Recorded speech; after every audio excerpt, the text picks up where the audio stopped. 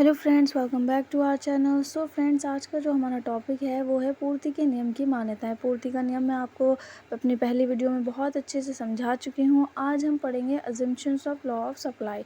ठीक है, कुछ ऐसी मान्यताएं होती हैं जो हम पूर्ति के नियम में लेकर चलते हैं, जो कि ज़रूरी होती हैं। बिना इन मान्यताओं के पूर्ति का नियम लागू नहीं होता है। देखिए, सबसे पहला हमारा है, क्रेता और विक्रेता की आय में कोई परिवर्तन नहीं होना चाहिए।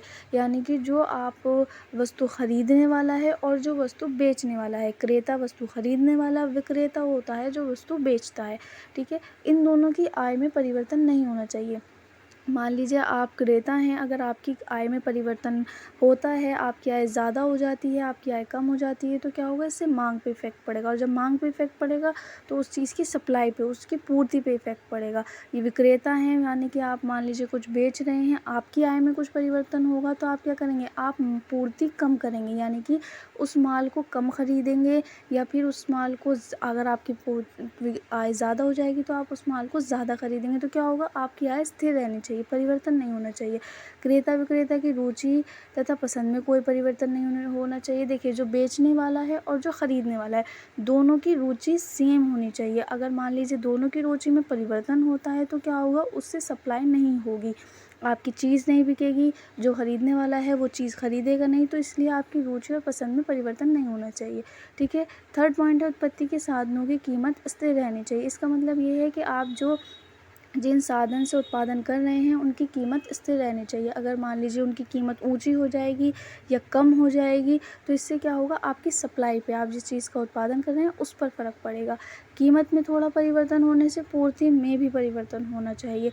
यानी कि मान लीजिए आपकी कीमत, कोई भी वस्तु की कीमत है, उसमें थोड़ा सा भी परिवर्तन होता है तो उससे क्या होगा, पूर्ति पर परिवर्तन होना चाहिए। कीमत बढ़ती है तो पूर्ति बढ़ेगी, कीमत घटती है तो पूर्ति कम हो जाएगी। ठीक है, वस्तु की कीमत में एक परिवर्तन और अधिक परिवर्तन उत्पन्न नहीं करेगा। यानी कि वस्तु की कीमत जो है उसमें अगर थोड़ा सा परिवर्तन हुआ तो इसका मतलब ये नहीं कि पूर्ति में बहुत अधिक परिवर्तन हो जाएगा।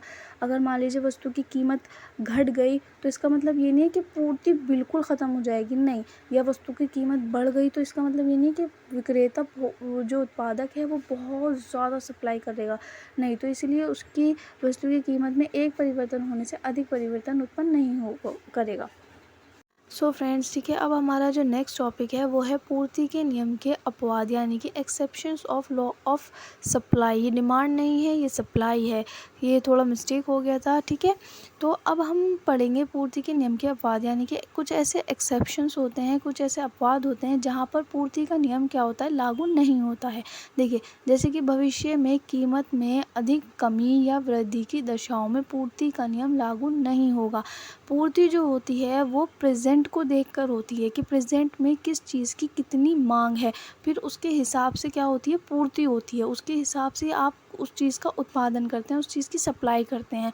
ठीक है, अगर आप भविष्य का सोचकर पूर्ति करेंगे और उसकी कीमत का सोचकर करेंगे कि भाई हो सकता है भविष्य में इसकी कीमत वृद्धि हो जाए या कीमत में कमी हो जाए, तो वहाँ पर क्या होगा, पूर्ति का नियम लागू नहीं होगा। पूर्ति हमेशा प्रेजेंट को देख कर की जाती है, भविष्य को देखकर नहीं की जाती।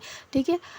सेकंड पॉइंट है हमारा, ऐसी वस्तुओं के संबंध में जिनकी पूर्ति सीमित होती है, ये नियम लागू नहीं होता है। देखिए, जैसे कि फॉर एग्जांपल आप ये देख लीजिए, जैसे कि हमारे यहाँ कुछ ऐसी कार होती हैं, कुछ ऐसी बाइक हैं जिनकी पूर्ति क्या है, बहुत सीमित है।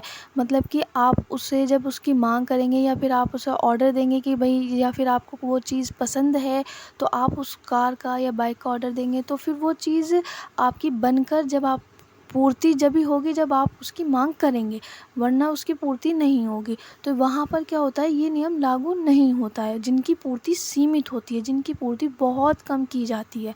ठीक है। थर्ड पॉइंट है हमारा, अल्प विकसित देशों में श्रम की पूर्ति के संबंध में कभी कभी ये नियम लागू नहीं होता है।